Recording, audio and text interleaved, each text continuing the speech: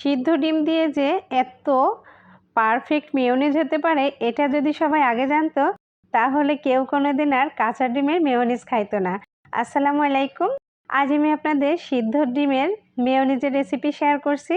আর এটা যে কতটা পারফেক্ট হতে পারে সেটা অবশ্যই দেখতে হলে পুরো ভিডিওটা দেখতে থাকুন।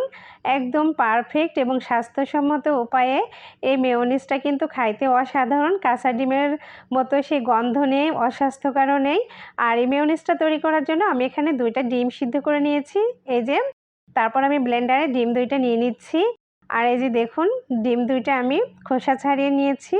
তারপর আমি ডিমের ভিতরে দিয়ে দিচ্ছি 1 চিমটি পরিমাণ লবণ, হাফ টিস্পুন পরিমাণ কালো গোলমরিচের গুঁড়া আর দিচ্ছি 4 টেবিল চামচ গুঁড়া দুধ। তারপর আমি এখানে দিয়ে দিচ্ছি এই যে 1/3 কাপ পরিমাণ সয়াবিন তেল। এখানে আপনি অলিভ অয়েলটাও দিতে পারেন। আমি এখানে 1 টেবিল চামচ ভিনেগার দিয়েছি।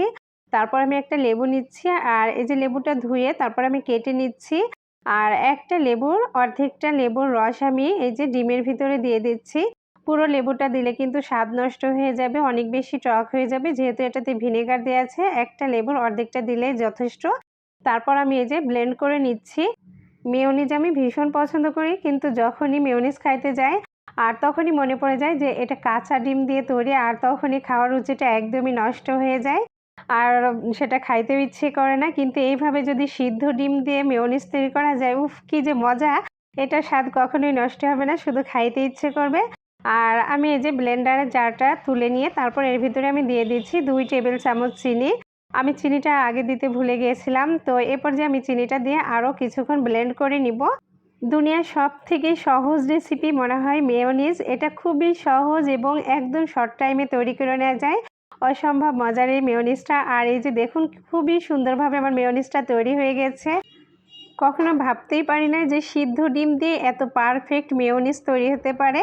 আর আমি আজ নিজেই বানিয়ে নিলাম। এটা স্বাদ অপূর্ব একটা স্বাদ এসেছে, অসম্ভব মজার হয়েছিল। একদম পারফেক্ট একটা মেয়োনিজ। যারা আমার মতো কাঁচা ডিমের মেয়োনিজ খেতে পছন্দ করে না তারা কিন্তু এইভাবে সিদ্ধ ডিম দিয়ে মেয়োনিজ বানিয়ে নিতে পারেন, অসম্ভব মজার হবে আর একদমই স্বাস্থ্যসম্মত একটি মেয়োনিজ।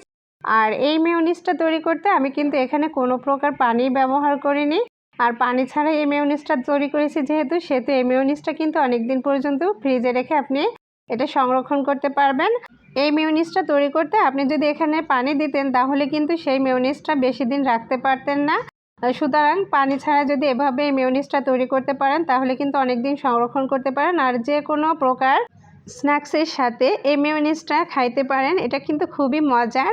আমি আজ চিকেন পাকোড়া দিয়ে এই মেয়োনিজটা খাচ্ছি, অসম্ভব মজার হয়েছে। আমার বাচ্চারা প্লাস পরিবারের সবাই অনেক বেশি পছন্দ করেছে। তারা তো মহা খুশি যে সিদ্ধ ডিম দিয়ে তৈরি এই মেয়োনিজ খেয়ে অসম্ভব ভালো লেগেছে সবার কাছে। আর আপনাদের যদি এই মেয়োনিজটা ভালো লেগে থাকে তাহলে আমার পেজটি ফলো দিয়ে লাইক, কমেন্ট, শেয়ার করবেন। সবাই ভালো থাকবেন, সুস্থ থাকবেন। আজকের মতো এখানেই বিদায় নিচ্ছি। আল্লাহ হাফেজ।